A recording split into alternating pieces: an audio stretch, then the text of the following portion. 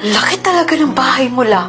Ikaw ang magmamana nito, Apo. Ikaw lang naman ang nag-iisang apo ko, eh. Gusto ko kasi yung modern. Beto ko na lang siguro to. Dito na buo ang pagkabata ng mama mo. Masasaktan yun kapag ibenta mo to. O siya, malalim na ang gabi. Bukas na tayo magkwentuhan, ha? Noon ka sa dati kong kwarto, dito ako sa kabila.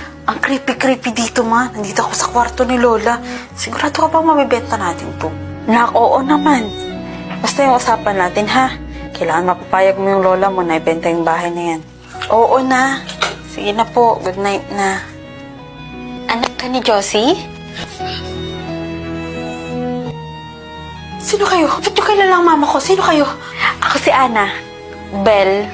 Annabelle? Minumulto na ata ako.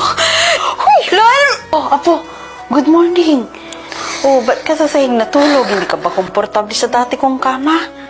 Di ka pa nagbibihis? Di ka ba nag-i-skincare? Lola, may kasama ba kayo dito sa bahay? Ako? Apo, mag-isa ko lang dito sa bahay. Hindi, La. May kasama ko dito sa bahay, 2 babae. At dito sila kagabi. Guni-guni mo lang yan.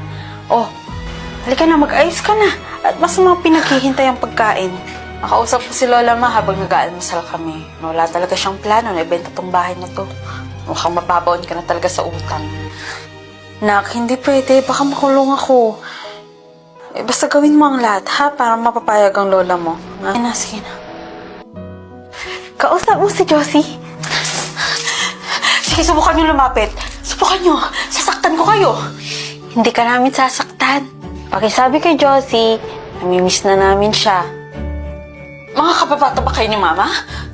Dito, sa tagong parte ng malaking bahay na to, doon namin madalas nakakasama si Josie. Tumatakas siya makapunta lang dito para makapagpinta. Ayaw kasi siyang payagang magpinta ng mama niya o ng lola mo. Kita mo yun? Doon madalas nagtatago si Josie kapag hinahanap na siya para paluin. At kita mo yung pangatlong palapag na yun? Nawala ng balanse si Josie doon. Ay, buti na lamang at nakita namin siya tsaka nailigtas. Eh, sa totoo lang nga po, pangalawang buhay na ng mama mo ito. Hindi ko rin mawari. Mula sa pangatlong palapag na yan, ay nahulog siya. Hindi siya nasaktan. Ano, base sa kwento niya, meron daw mga tumulong sa kanya. Eh, sige na, wala namang ibang tao dito, kundi kami 2 lang. Ibig sabihin, tama nga si Ana at si Belle. Ana at Belle? Wala, kababata ko ata ni Mama. Apo, hindi niya kababata si Ana at Belle. Po, sigurado ka ba na nakakausap mo sila? Silang 2 ko ang nagligtas kay Mama nung nahulog siya mula sa pangatlong palapag. Napaka-imposible nun. Wala, paano imposible ho? Halika, ipapakita ko sa'yo. Sila ba ang mga nakakausap mo?